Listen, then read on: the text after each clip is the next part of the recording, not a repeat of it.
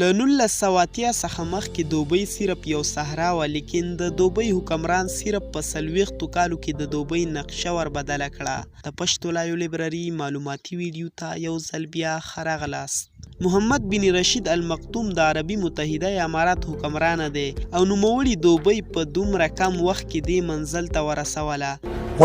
تاسو دلته د څه کولو هڅه کوئ؟ تاسې دلته څه کول غواړئ؟ دوبۍ په ټوله نړۍ کې دومره مشهوره ده چې تر دې دمه ډېری خلک دوبۍ یو هیواد ګڼي، لیکن په اصل کې دوبۍ یو هیواد نه بلکې د عربي متحده امارات یو ښار دی.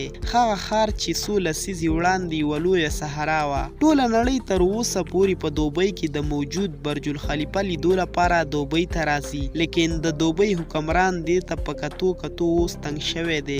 د دې لپاره اوس محمد بن رشید د برج الخلیفه څخه هم اوږد عمارت تعمیروي، د کوم نوم چې دوبۍ کریک ټاور دی، د کومې دوبۍ سره چې د دنیا تر ټولو اوږد بلډینګ ریکارډ پروت دی. اوس همغه دوبۍ خپل جوړ شوی ریکارډ ماتوي. د دې تعمیر د جوړېدو چارې په اکتوبر 2014 کې پیل شوې او تمه وه چې د جوړېدو چارې به تر 2022 پورې بشپړې شي، خو د کوویډ 19 وبا له امله یې د جوړېدو چارې په ټپه ودرېدې. اوس اټکل شوی چې تر 2025 کال پورې به د جوړولو چارې بشپړې شي.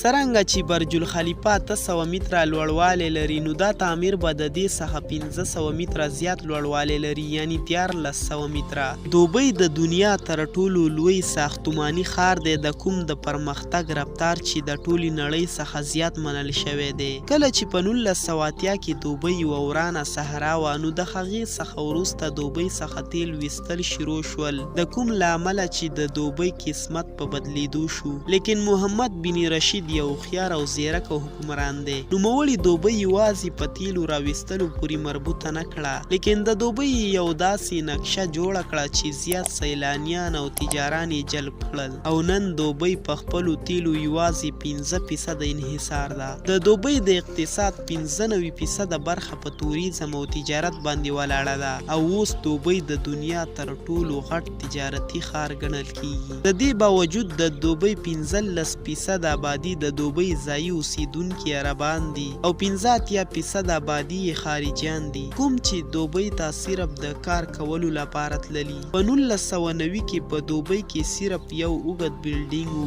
د کوم نوم چې دوبۍ ورلډ ټریډ سینټر و، او نن په دوبۍ کې ټوټل 1452 اوږده بلډینګونه دي چې د وریځو سره خبرې کوي.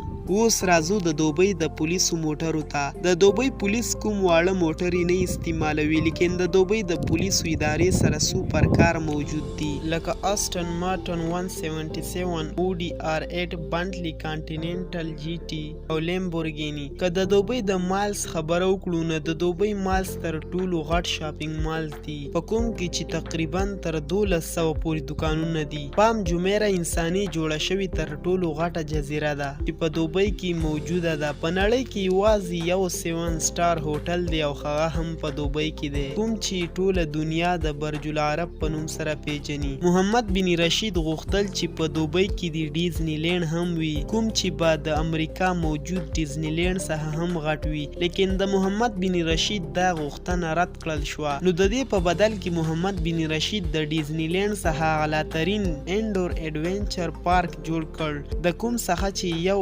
IMG ورلډ دی چې د دې دننه په یو وخت کې 100,000 تنه سیل کولی شي. د دې نه علاوه په دوبۍ کې د دوبۍ مون ریزورټ او د دوبۍ د ډاون ټاون ښارګوټي جوړول هم هغه څه دي چې په راتلونکي کې به دوبۍ ته زیات سیلانیان رامات کړي، چې دې سره به د دوبۍ د توریزم عاید لا زیات شي. د دې ټولو خبرو څخه دا ثابتېږي چې د دوبۍ د حکمرانانو فکر له دې څخه هم څو چنده لوی دی.